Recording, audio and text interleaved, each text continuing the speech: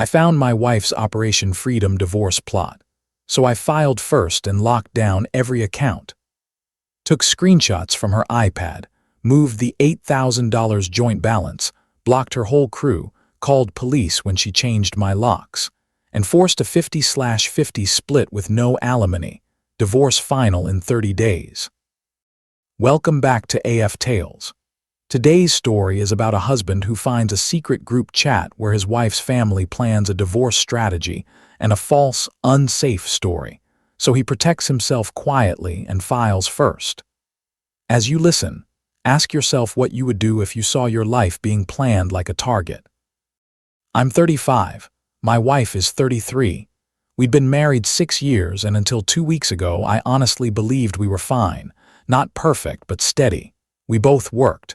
We split bills proportionally. We had a joint account for household expenses and separate accounts for everything else. No kids. No constant fighting. Nothing that looked like a marriage about to explode.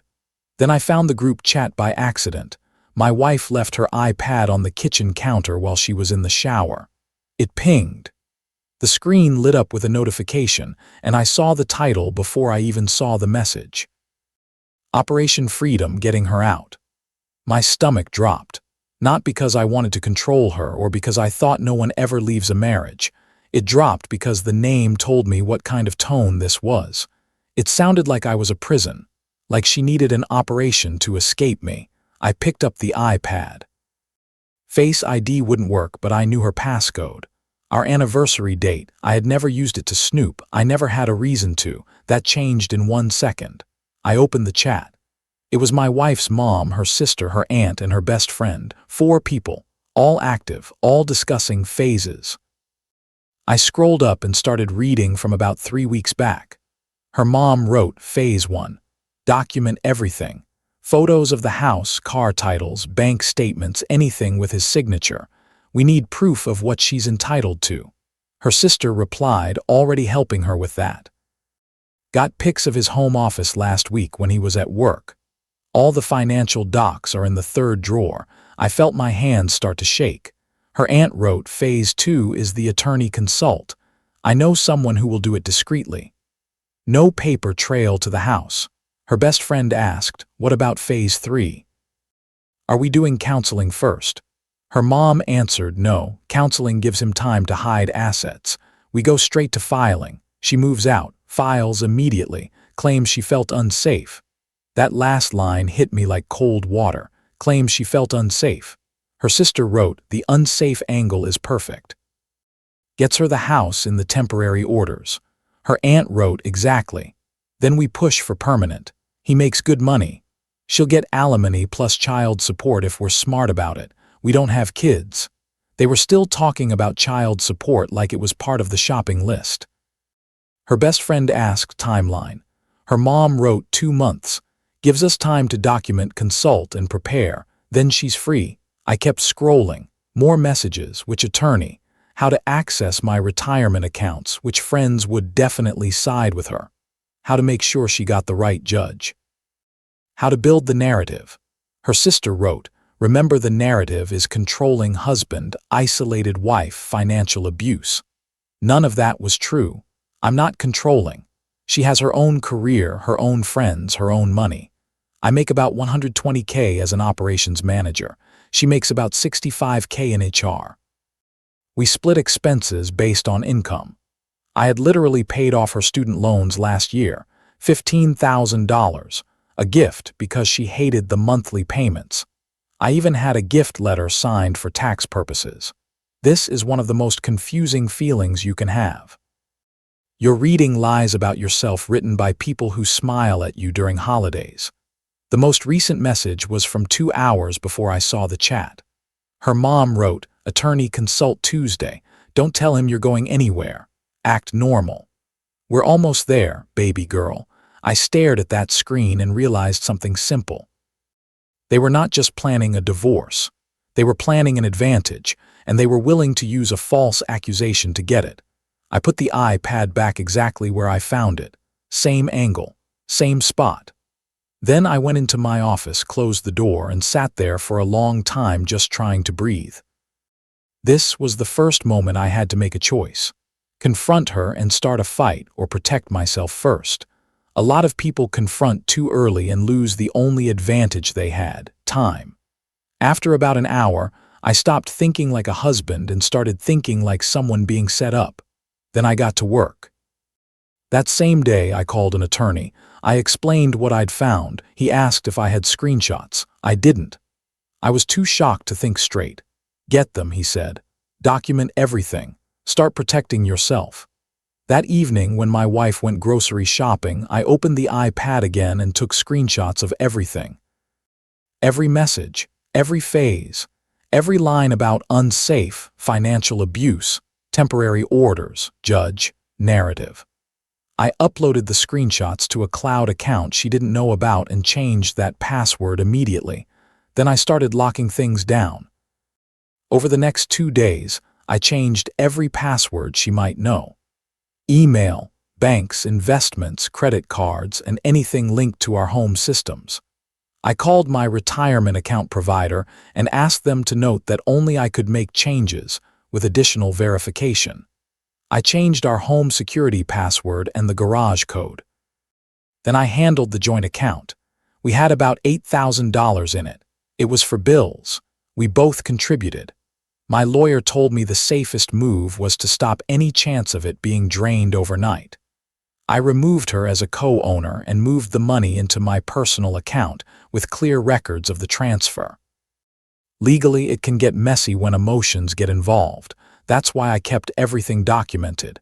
If you do anything in a situation like this, you need a clean paper trail, not a secret. A record. Next, I documented assets like I was inventorying a business. I took photos of every room, every major item, everything in the home with timestamps. I pulled 3 years of records. Tax returns, pay stubs, bank statements. I organized everything by date. I found the student loan payoff receipt. I found the signed gift letter, all while my wife acted completely normal. She kissed me goodbye in the morning. Asked about my day at dinner. Watched TV at night. She laughed at jokes. She leaned into me on the couch, and that was the part that felt unreal. Watching someone be affectionate while you know they're planning to accuse you of being unsafe. A week after I found the group chat, my attorney said we were ready. We filed first. In our state, filing first can matter. It sets the timeline, the initial requests, and it puts the other person on defense instead of letting them control the first story told. We filed for divorce on no-fault grounds, irreconcilable differences. But we also requested exclusive use of the marital home and protection of separate property. And we attached the screenshots of the group chat to show planned bad faith actions and a false allegation strategy. My wife was served at work on a Friday afternoon. I wasn't home when it happened. I didn't want to be there for the first blast of anger. I stayed at my brother's place. Within 2 hours, I had 28 text messages. "What did you do? Why did I just get served divorce papers at work? You're divorcing me. We need to talk about this. This is insane. Answer your phone. I can't believe you did this." My mom is calling me screaming. Everyone is asking questions. "You humiliated me." I didn't respond. Her mom called. I blocked it. Her sister called. Blocked. Her best friend called. Blocked. Then my attorney called the next morning. Her attorney contacted us. They want to talk settlement. Settlement. Operation Freedom had a schedule, a plan, a phase 1. They weren't expecting me to file first. A couple of weeks later, the entitlement got louder. On their first call, her attorney came with demands. She wanted the house, half my retirement, alimony of $2,500 a month for 5 years, half the value of my car, and she wanted me to pay her attorney fees. The total ask was around $180,000 plus ongoing payments. My attorney asked, "Is she joking?" Her attorney said, "My client feels entitled to the marital standard of living." My attorney answered, "Your client was planning to falsely accuse my client of abuse to gain advantage in divorce proceedings. We have documented proof. Try again." Then my attorney made our counteroffer. She keeps her personal belongings. She keeps her car.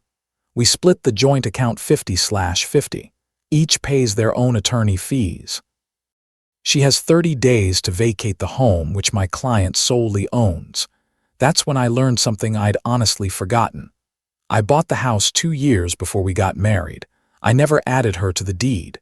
It was always mine. Her attorney called it unreasonable. My attorney said, "Then we'll see you in court with the screenshots and we'll talk about how your client planned a false, unsafe claim. I'm sure the judge will love that." The call ended. A few days later, her sister showed up at my house. I was mowing the lawn when a car pulled up. She got out like she was walking into a fight. "We need to talk," she said. I turned off the mower. "No, we don't." "Yes, we do. You're destroying her life." "She was planning to destroy mine first," I said. "I just got there faster." Her sister's face tightened. "She wasn't trying to destroy you. She wanted out. You're controlling and suffocating, and she couldn't take it anymore." I said, "Name one controlling thing I've done." She opened her mouth and then stopped. Nothing came out. I waited. She tried again. "You track her phone. Life 360. "We both have it for safety," I said. "She can turn it off anytime. You won't let her have her own bank account." "She has her own bank account," I said. "She's had it the entire marriage. I've never touched it." Her sister got frustrated. "You're ruining everything. She had a plan, a way out, and you stole it from her." I looked at her and said, "She had a plan to lie about abuse and take everything I worked for." I stopped that. "Cry about it." She stepped closer. "You're going to give her what she deserves, or what?" I said. "You'll help her file a false police report too. Go ahead. I have evidence of your whole family plotting this. Try me." She left. An hour later, she came back with her mom. My mother-in-law got out of the car and pointed at me like I was the villain in a story she'd practiced. "You selfish, vindictive man. How dare you serve my daughter at her workplace? How dare you humiliate her?" I said she was going to do worse. She was going to claim I was unsafe. Her mom's eyes narrowed. She felt abused. Emotional abuse is real. I said, "Name one emotionally abusive thing I did." She couldn't. "You're just the way you are," she said. "The way I am," which is what? I asked. "I work, I come home, I spend time with my wife, I supported her career, I paid off her student loans." Her mom snapped. "That student loan payment was manipulative. You were trapping her." I actually laughed. "I paid $15,000 to trap her by removing debt." Her mom started crying. She just wanted to be happy. She wanted freedom. I said she was already free. She had a car, a career, money, friends. What she wanted was to lie about me and take more. That's not freedom. That's fraud. Her mom said, "We're going to sue you for emotional distress." "Go ahead," I said. "I'll counter for conspiracy to commit fraud." They left. A few days later, my wife tried a different angle. She texted me. "I booked us a marriage counselor Tuesday at 6. We need to try." I called my attorney and asked if it was a trap. "Probably," he said. "Don't go alone, and don't go without documentation." I replied to my wife once. "We're getting divorced. There's nothing to counsel. Don't contact me except through attorneys." She called immediately. I blocked it. Her best friend called me and said, "You're not even willing to try." "What kind of husband are you?" I said, "The kind who doesn't let his wife's family plot against him for months." She said she wasn't plotting. She was preparing. "Not legally," I said. "Goodbye." Then came the moment that made everything feel real in a different way. One evening I came home from work and my key didn't work. The locks had been changed. I stood there for a second, staring at my own front door and felt my chest tighten. I called my attorney. "She changed the locks on your house that you own," he said. "Call the police." I did. 2 officers arrived. Then my wife and her mom showed up, acting like they had rehearsed this too. The officer asked my wife, "Ma'am, do you own this property?" Her mom answered, "It's her marital home." The officer said, "That's not what I asked. Is her name on the deed?" My wife hesitated.